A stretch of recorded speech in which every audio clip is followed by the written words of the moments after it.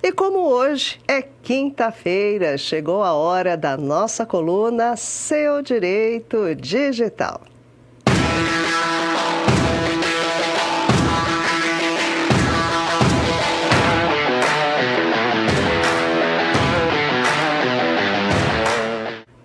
E hoje não temos a presença aqui ao vivo dele, Leandro Alvarenga, mas nem por isso você fica sem a participação dele. Então vamos lá.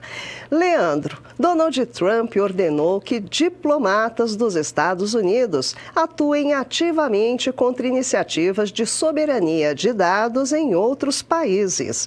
A adoção de medidas nesse sentido podem influenciar a interpretação e a aplicação da LGPD no Brasil, especialmente no que diz respeito à transferência internacional de dados, Leandro. Boa noite. Os Estados Unidos vêm fazendo movimentos diplomáticos e políticos contra a restrição de transmissão de dados internacionais ou contra a burocratização da implementação da tecnologia mundial. Com a inteligência artificial e as clouds, as nuvens, muito se tem desenvolvido tecnologia nos Estados Unidos, grandes players americanos e com isso impostos e cargas tributárias são arrecadados por aquele país. Mas quando há exigências internacionais, como por exemplo a LGPD ou a GDPR, que é a Lei de Proteção de Dados Europeia, em que cria barreiras para a transmissão de dados, isso dificulta e cria custos demasiados, impedindo talvez, de certa medida, a concorrência das empresas americanas. Ou seja, não se trata aqui de uma discussão filosófica, de discussão acadêmica no certo ou errado. É sim uma discussão política e econômica, tendo em vista que os Estados Unidos eles têm tentado agir buscando acordos internacionais, como por exemplo feito com a Europa, chamado Private Shields, né, que permite uma transmissão mais simplória de dados com os Estados Unidos, mediante barreiras menores do que a GDPR exige, pelas empresas que têm os selos necessários. Por exemplo, a LGPD, nós temos ainda um regulamento feito pela ANPD que faz uma série de exigências, garantias adicionais e cláusulas adicionais. Então os Estados Unidos vêm trabalhando para manter ali as suas empresas, o seu mercado livre. Falando em soberania nacional, ela não pode atingir os dados, porque os dados estão em circulação.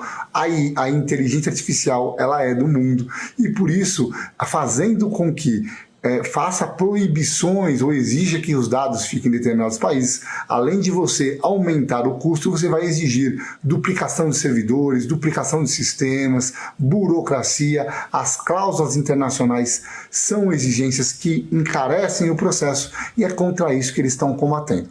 Nós temos que achar o equilíbrio. Nós podemos sim fazer a proteção do cidadão com garantias mínimas, mas permitindo a livre circulação exatamente para o desenvolvimento tecnológico dos países e também da sociedade como um todo.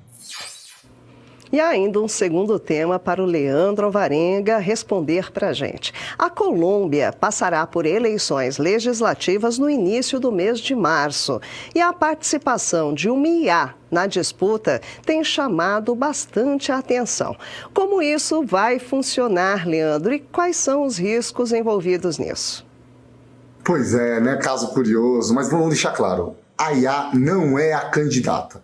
Na verdade, o que foi autorizado foi a IA ser a porta-voz, a ferramenta do candidato. Então, há um candidato humano por trás, é ele que aparecerá na urna.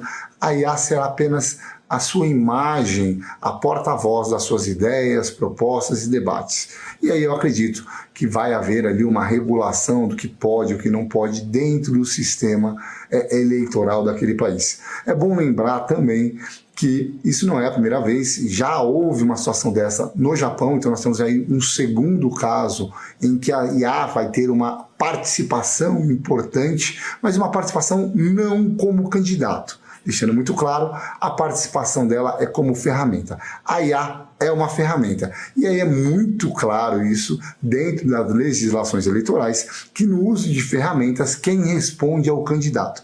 Ou seja, se a IA alucinar, fizer qualquer coisa ilegal, imoral ou que fira o processo eleitoral, quem vai responder é o candidato. Então, pessoal, Calma, IA não é candidata, a IA, na verdade, é só a ferramenta. Aguardemos as novas ferramentas, as novas utilizações da IA, que certamente, muito em breve, estarão disponíveis para todos. Tá aí, mais uma participação de Leandro Alvarenga. Muitíssimo obrigada por participar aqui conosco, Leandro. E como vocês já sabem, semana que vem tem mais Seu Direito Digital. Então, enviem também as suas dúvidas pela hashtag nas redes sociais Seu Direito Digital. Semana que vem tem mais.